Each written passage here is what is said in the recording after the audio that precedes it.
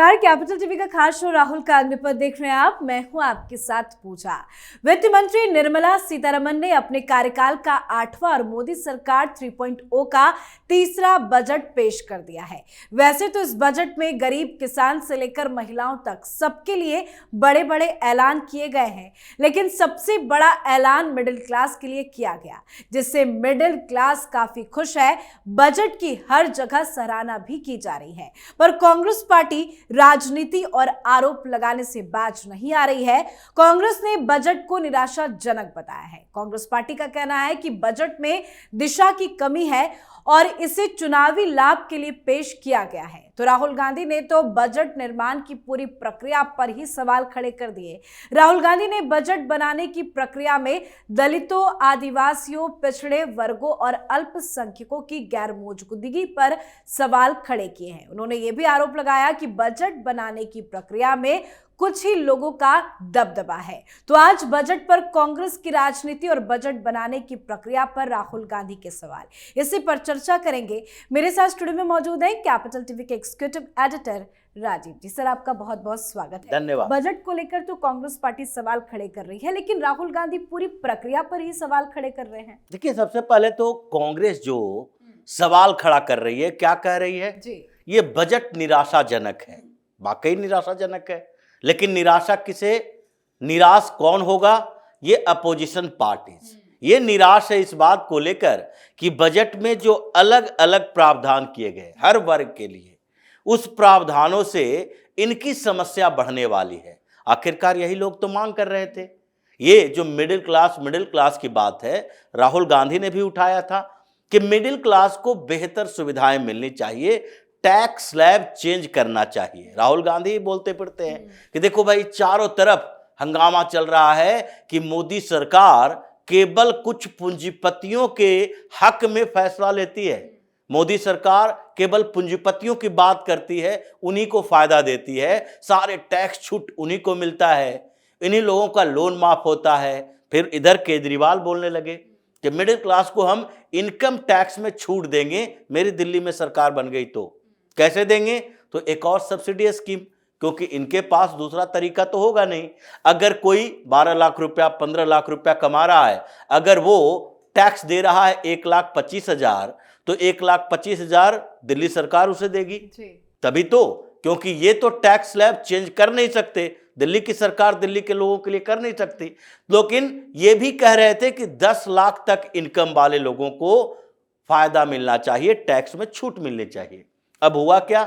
12 लाख रुपया, और उसमें भी 75,000 रुपया का एक्स्ट्रा रिबेट, यानी 12,75,000 रुपया जो साल में कमाता है, 1 लाख रुपए इनकम है जिसकी मंथली, उसको टैक्स नहीं देना पड़ेगा। हालांकि इसमें यह बात कही गई है कि 1 लाख से ज्यादा होगा तो आप न्यू टैक्स स्लैब में जो तय किए गए हैं 5%, 10%, 15%, उसी के अनुसार आपको टैक्स देना पड़ेगा। ऐसा नहीं कि आप 13 लाख कमा रहे हैं, 15 लाख कमा रहे हैं तो आपका सिर्फ 3 ही लाख का टैक्स लगेगा। लेकिन फिर भी 12 लाख तक की कमाई वाले लोगों को ये छूट दी गई, और ये तो केजरीवाल को भी ताली बजानी चाहिए कि देखो कितना बढ़िया बजट आया है, मिडिल क्लास को इतनी सुविधाएं दी गई है। यही कह दो कि मोदी सरकार ने हमारी मांग पूरी कर ली, या राहुल गांधी ये कह दें मोदी सरकार ने हमारी मांग पूरी कर ली। ये लोग क्या करते हैं, जब इनकी सरकार थी, इनके साथ सरकार थी बिहार में, नीतीश कुमार इनके कैंप में आ चुके थे और लालू प्रसाद यादव की पार्टी के साथ इनकी सरकार चल रही थी, महागठबंधन की। तो ये क्या कहते थे, स्पेशल स्टेटस चाहिए बिहार को।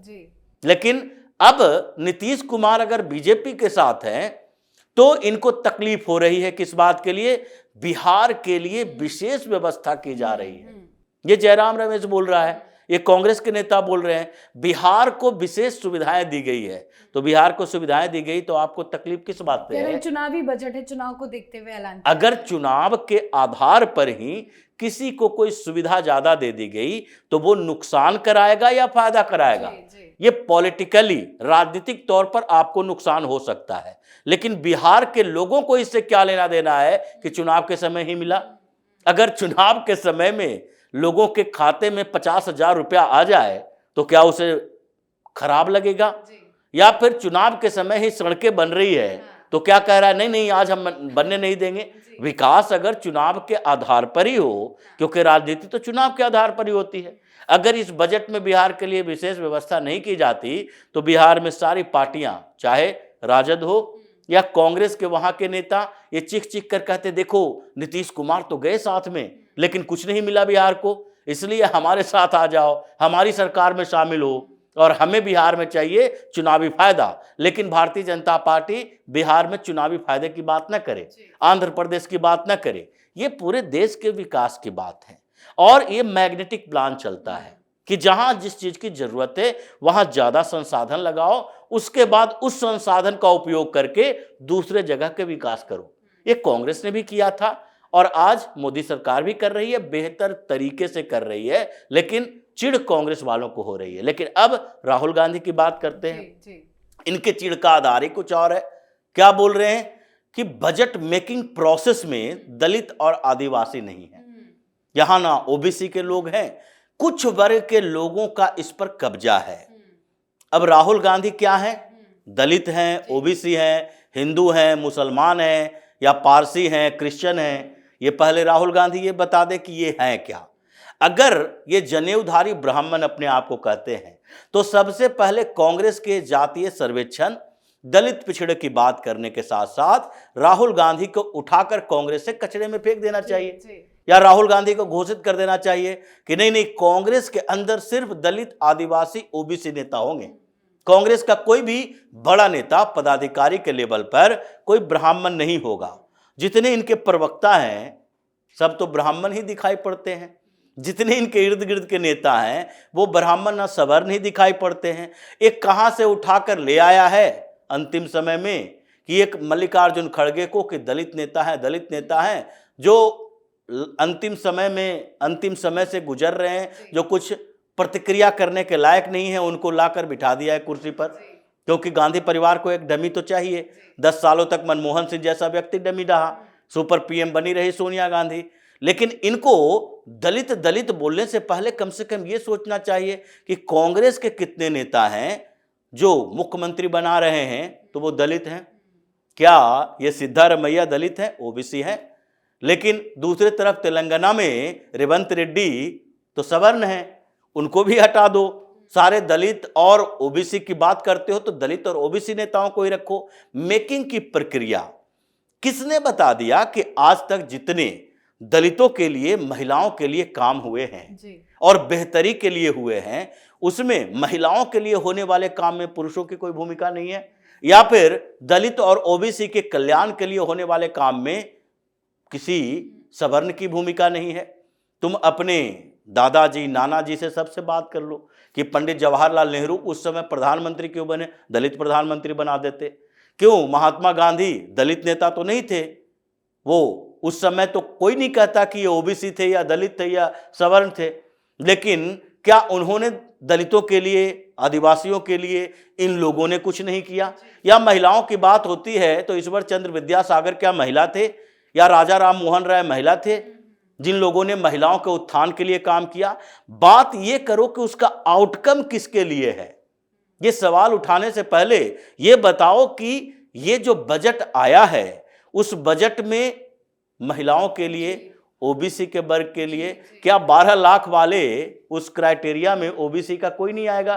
क्या ओबीसी के कोई लोग नहीं है जो 10 लाख, 8 लाख, 7 लाख रुपया के इनकम करने वाले नौकरी करते हैं, या दलित नहीं है? तो ये राहुल गांधी को बताना चाहिए कि टैक्स स्लैब में या डेवलपमेंट के प्रोजेक्ट में या फिर जो इतनी योजनाएं चल रही है उसमें, या प्रधानमंत्री आवास योजना के तहत जो पैसे बढ़ाए जा रहे हैं, 1.25 लाख से 2.5 लाख किए जा रहे हैं, उसमें क्या सवर्णों के मकान बन रहे हैं या फिर दलितों के ज्यादा मकान बन रहे हैं? तो ये राहुल गांधी को समझ से बाहर की चीज है। लेकिन दलित का मुद्दा बहुत बड़ा उठाया इन्होंने और उसका दुष्परिणाम ये हुआ है कि आज दलित आदिवासी के चक्कर में सोनिया गांधी 10 जनपद में कैद है। सोनिया गांधी ने क्या कहा?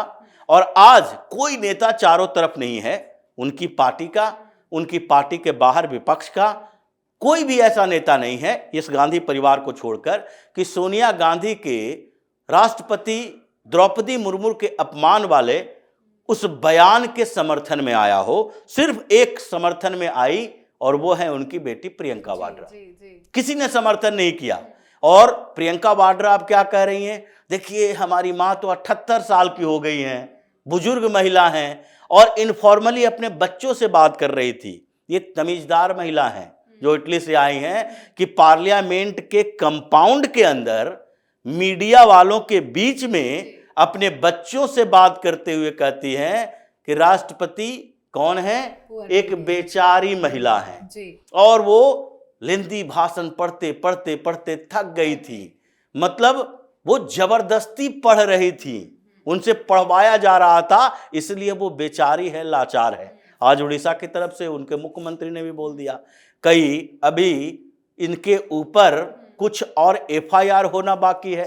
सोनिया गांधी के खिलाफ भी कई मामले दाखिल करने की बात चल रही है आदिवासी संगठनों के माध्यम से। और जो पहली आदिवासी महिला राष्ट्रपति बनी है, आप उनका अपमान कर रहे हो, तो ये तुम्हारे रॉयल फैमिली के ऊपर सवाल खड़ा करता है कि तुम हिंदुस्तान में रहने के लायक हो कि नहीं। इसलिए राहुल गांधी अगर दलित आदिवासी की बात करते हैं तो उस समय उसके सामने में ही मीडिया वाले को एक बार तो पूछना चाहिए कि आप कौन से दलित समाज से आते हो, आदिवासी समाज से आते हो, जो कांग्रेस के शीर्ष पर बैठे हुए हो। बजट मेकिंग में और बजट का आउटकम, ये दोनों के बीच अंतर ही राहुल को समझ में नहीं आता, तो इसकी चर्चा क्या करेगा। इसलिए बजट से इन लोगों के घरों में ऐसे मातम पसरा है कि निराशाजनक तो कहेंगे। और बजट को लेकर राहुल गांधी ने रिएक्शन भी दिया है। वो कह रहे हैं कि घाव जो है वो गोली वाला है, लेकिन इस पे बैंडेज लगाने का काम किया है सरकार ने। अगर सरकार बैंडेज लगा रही है तो बैंडेज की इज्जत करो, उसके बाद अगर सर्जरी की जरूरत होगी तो सर्जरी किया जाएगा, उसके बाद टाके लगाने की जरूरत होगी टाके लगाया जाएगा, क्योंकि सरकार में बैठे लोग इस बात को समझते हैं कि बैंडेज के बाद टाका कैसे लगाया जाता है। बहुत बहुत धन्यवाद सर बातचीत के। धन्यवाद। तो राष्ट्रपति के अपमान पर सोनिया गांधी घिर गई हैं, राहुल गांधी भी बुरे फंसे हैं। तो वहीं राहुल गांधी ने बजट पर अपनी प्रतिक्रिया भी दी है। उन्होंने इस बजट को गोली के घाव के लिए बैंडेज जैसा बताया है। उन्होंने कहा कि ये बजट विचारों के मामले में खोखली है। साथ ही बजट प्रक्रिया पर भी राहुल गांधी ने सवाल खड़े कर निर्मला सीतारमण पर हमला बोला। उनका आरोप है कि बजट बनाने की प्रक्रिया में दलितों, आदिवासियों, पिछड़े वर्गों और अल्पसंख्यकों को दूर रखा गया। तो इस पर आपकी क्या कुछ राय है, कमेंट करके लिखिएगा। देखते रहिए कैपिटल टीवी। नमस्कार।